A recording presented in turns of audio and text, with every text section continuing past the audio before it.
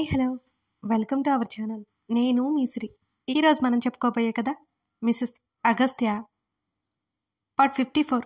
కథలోకి వెళ్ళే ముందు వీడియోని లైక్ చేసి హైప్ చేయండి. అక్కడ ఏముందో టకటకా చెప్పాయి అంటూ మరొక చెయ్యి నా కణత దగ్గర పెట్టి చూపించాడు అగస్త్య. నీ మీద నేను కోపంగా ఉన్నాను. తడబాటుని కవర్ చేసుకుంటూ చెప్పాను. తను కళ్ళు చిన్నవి చేసి చూస్తున్నాడు. కోపానికి ఒక పర్టిక్యులర్ రీజన్ ఉండాలి అని ముఖం చిట్లించి అన్నాడు. రీజన్ ఉందిగా, ఏం లేక నేనంటే ఏమాత్రం లెక్కలేదుగా నీకు, చిలకన కదా అని ముఖం తిప్పేసుకున్నాను. గట్టిగా నా బుగ్గలు రెండు వత్తి పట్టుకొని తన వైపుకు తిప్పుకున్నాడు నన్ను. What you mean? తన కళ్ళు నన్నే తీక్షణంగా చూస్తున్నాయి. అప్పుడు అర్థమైంది నేనేమన్నాను. తను ఎప్పుడూ నన్ను తక్కువ చేయలేదు, అది నాకు తెలుసు. తనకీ తెలుసు. కావాలని నాకు కోపం తెప్పిస్తే ఇరిటేషన్ పుట్టిస్తుంటాడు అని తెలియకుండా నేను ఎలా అన్నాను తన్ని అంత మాట. ఓ మై గాడ్, ఒకటి దాచుకోబోయి మరొకటి అనేసానా? తనలాంటి వాళ్ళకి కోపం సరున పొంగుతుంది. కానీ ఈసారి బలవంతంగా కోపం ఆపుకుంటున్నట్టే తన ముఖం ఎర్రపడింది. చులకన? ఏ విధంగా చులకన చేశాను? తను సూటిగా నన్నే చూస్తూ అడుగుతుంటే సమాధానం లేదు నా దగ్గర. గుటకలు మింగుతూ చూశాను నేను తన వైపు. రౌద్రంగా ఉంది తన ముఖం. నా గొంతులో నుంచి మాట బయటికే రావట్లేదు. ఏదో చెప్పాలి అని ప్రయత్నం చేస్తున్నా నా వల్ల కావడం లేదు. అలా ఉన్నాయి తన చూపులు. వెంటనే అక్కడి నుంచి లేచి బయటికి వెళ్ళిపోయాడు అగస్త్య. తన వెనక వెళ్ళే ధైర్యం కూడా నాకు లేదు. మరో అరగంట ఎలా గడిచిపోయిందో నాకు కూడా తెలియలేదు. కాలింగ్ బెల్ మోగుతుంటే తను వచ్చాడు అని ఆనందంతో తలుపు తెరిచాను. మా పని ఆవిడ ఉంది బయట. నాకు నీరసం వచ్చేసింది ఒక్కసారిగా. రాత్రి భోజనానికి ఏం వండమంటారమ్మా అని అడిగింది. ఏదో ఒకటి చేయి, నాకు తలనొప్పిగా ఉంది, నేను పడుకుంటాను అని అన్నాను. కాఫీ ఇమ్మంటారా అమ్మా? వద్దు. గొంతు ఎండిపోతుంటే ఫ్రిడ్జ్లో నుంచి మంచినీళ్ళు తాగి రూమ్లోకి వెళ్ళిపోయాను. మేమిద్దరం ఎప్పుడూ కూర్చుని గ్లాస్ డోర్ పక్కన సోఫాలో వెనక్కి వాలి కళ్ళు మూసుకున్నాను. అనవసరంగా కోపం తెప్పించానే అనిపించింది. తను పైకి గంభీరమైన సముద్రం, కానీ లోపల మనసు ఒక స్వచ్ఛమైన సరస్సు. ఒక్క బురద చుక్క వేసిన ఆ స్వచ్ఛత చెదిరిపోతుంది. మనం చిన్నది కాదు అనుకునే ఆ చిన్న విషయం తన మనసులో వేవేలా సుడిగుండాలని రేపుతుంది. 1-2 గంటలు తన ఇంటికి రాలేదు. నేను ఒక్కదాన్నే ఉంటే భయపడతానని, నా కోసం వస్తాడని నాకు తెలుసు. 8:30కి పని ఆవిడ వెళ్ళిపోయింది. రూమ్లో ఉండలేక హాల్లోకి వచ్చి కూర్చున్నాను. టైం 9 అయిపోయింది. ఆ ఇంట్లో నేను ఒక్కదాన్నే ఉన్నాను అనే ఊహ వస్తుంటే కాస్త వణుకు వచ్చింది నాకు. బయట కారాగిన శబ్దం. గట్టిగా ఊపిరి తీసుకున్నాను. కాలింగ్ బెల్ కొట్టకుండా డైరెక్ట్గా తలుపు తెరుచుకుని వచ్చేశాడు అగస్త్య. తన ముఖం నిమ్మలంగా ఉంది. కనీసం అక్కడే ఉన్నా నన్ను చూడకుండా గదిలోకి వెళ్ళిపోయాడు తను. నేను ధైర్యం తెచ్చుకుని వెళ్ళేసరికి తను వాష్రూమ్లో ఉన్నాడు. తన డ్రెస్ తీసిపెట్టి చాలాసేపు వరకు అలాగే కూర్చొని ఉన్నాను నేను. అంత రాత్రి వేళ తలస్నానం చేసినట్టుగా తెలుస్తుంది నాకు. తన్ని మందలించలేకపోయాను. ఆ ఒక్క క్షణం నాకు అర్హత లేదేమో అనిపించింది. నాకు అంతే. నా మీద ఎవరైనా కోపంగా ఉంటే నాకేం తోచదు. బాగా ఏడుపు వస్తుంది. ఆ దుఃఖాన్ని బలవంతంగా ఆపుకున్నాను నేను. తన నోటి నుంచి మాట రాకపోతే నా కన్నీళ్లు కట్టలు తెంచుకుని వస్తాయనగా, ఆకలేస్తుంది, తిందాం పదా. తను నాతో మాట్లాడడంతో ఊపిరి తీసుకున్నాను. తల ఊపి తనతో పాటు కిందకి నడిచాను. తను రాత్రి వేళ రైస్ అసలు తిండు. నేను ఏదో ఒకటి అనగా వంట మనిషి ఇంకా ఏదో చేసింది.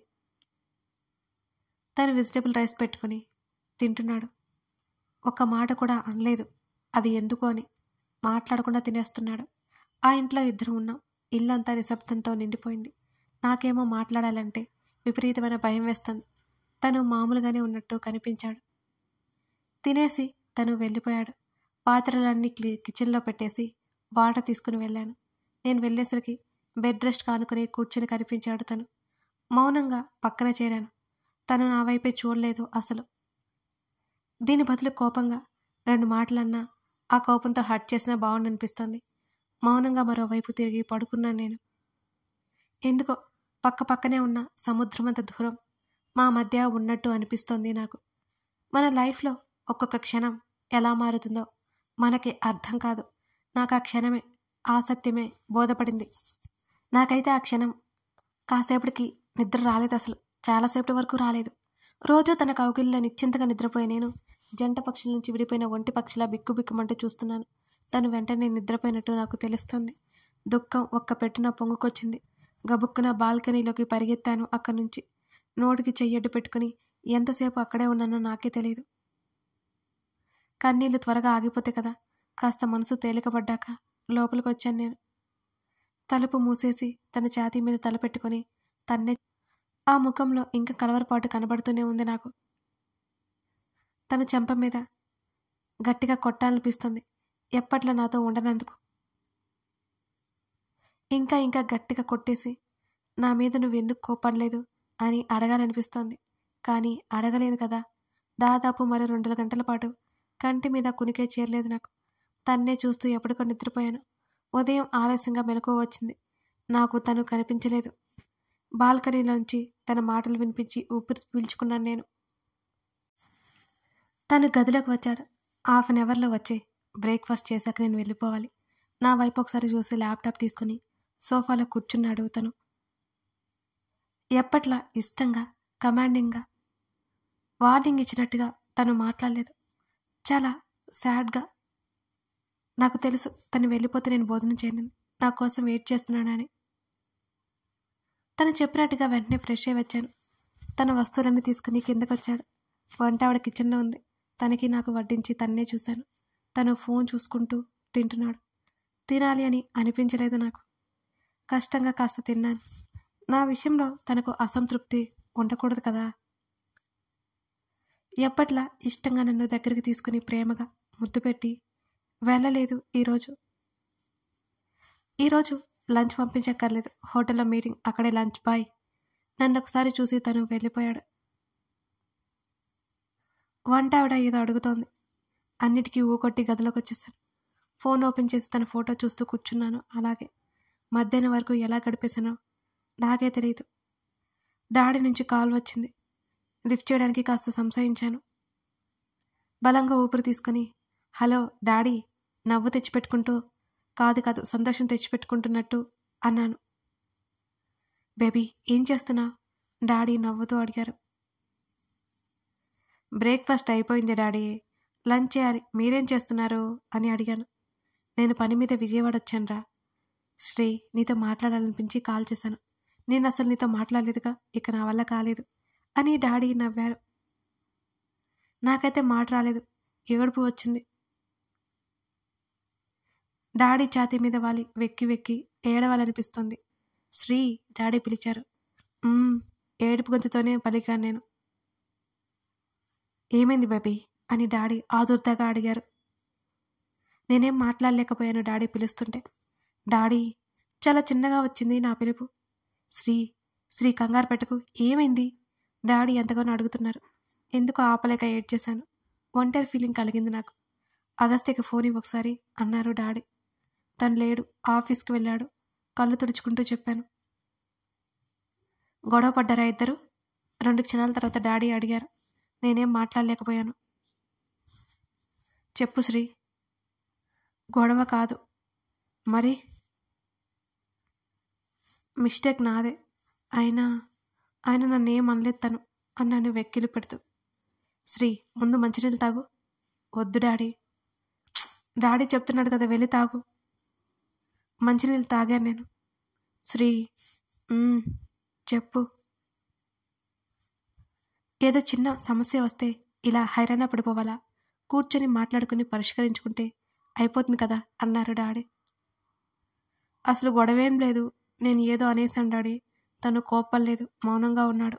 నాకెందుకో నచ్చలేదు అన్నాను మెల్లిగా. మా డాడీకి ఏం అర్థమైందో ఏమో మరి.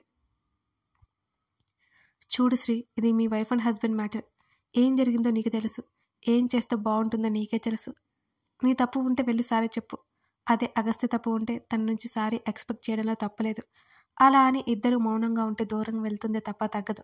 ఎవరో ఒకరు ముందుకు అడుగు వేస్తే కదా ఇద్దరి మధ్య దూరం తగ్గుతుంది అని అన్నారు డాడీ. తప్పు నాది, నేను మెల్లిగా అన్నాను. డాడీ నవ్వారు. నువ్వు నా బంగారం. ఇలాంటి చిన్న చిన్న విషయాలకి హైరాణ పడిపోకూడదు. అగస్త్య గురించి నాకు తెలిసినంతవరకు నిన్ను అపురూపంగా చూసుకుంటాడని నమ్మకం ఉంది నాకు. ఒకవేళ లేదు అంటే మన ఇంటికి వచ్చే సరేనా అని చెప్పారు డాడీ. నేను రాను డాడీ. ఈసారి డాడీ గట్టిగా నవ్వారు. నా శ్రీ ప్రతిదానికి ఏడవదు. ఎంతో ధైర్యంగా ఒంటరి జీవితాన్ని ఈదుకొచ్చింది. ఇదొక లెక్క. అయినా ఇవన్నీ నువ్వు నాతో చెప్పకూడదు. నువ్వే పరిష్కరించుకోవాలి. ఒకవేళ మీ అమ్మ గనక ఉంటే చెప్పుకునే దానివేమో. లేదు కాబట్టి నీకు పర్మిషన్ ఉంది. నీకేం చేయాలో తెలుసు. నా శ్రీ ఎప్పుడూ వీక్ అవ్వదు. ఇక చెప్పలేనట్టు మౌనంగా ఉన్నారు డాడీ. శ్రీ, చెప్పండి డాడీ. నువ్వు నాకు నవ్వుతూ మళ్ళీ కాల్ చేసే వరకు నేను నిశ్చింతగా ఉండలేను అని డాడీ అన్నారు. డాడీ, ఇప్పుడు నేను ఓకే, మీరేం కంగారు పడకండి. అయినా మీరు ఇప్పుడెందుకు కాల్ చేశారు? చిరుకోపంగా అడిగాను నేను. చెప్పాను కదా, మాట్లాడాలనిపించింది అని అన్నారు డాడీ. ఓ సరే, ఎంజాయ్ చేయండి. నాకు బాగా ఆకలిస్తుంది, తినేసి వస్తా అన్నాను నేను. డాడీ నవ్వేశారు. గుడ్ గర్ల్ నా శ్రీ అని అన్నారు డాడీ. నేను కూడా నవ్వేశాను డాడీ మాటలకి. అది నిజమైన నవ్వు కాదని నాకు మాత్రమే తెలుసు. రావడానికి లేట్ అవుతుంది. తన నుంచి ఒక మెసేజ్ వచ్చింది. నాకైతే చాలా కోపం వచ్చింది. నేను రిప్లై ఏమీ ఇవ్వలేదు. వెయిట్ చేస్తూ చేస్తూ నాలో సహనం చచ్చిపోయింది. అసహనం మొదలైపోయింది. కనీసం కాల్ కూడా చేయలేదని కోపం. ఎప్పుడో వచ్చాడు, బాగా రాత్రి అయిపోయాక. వచ్చి రాగానే సోఫాలో కూలబడ్డాడు.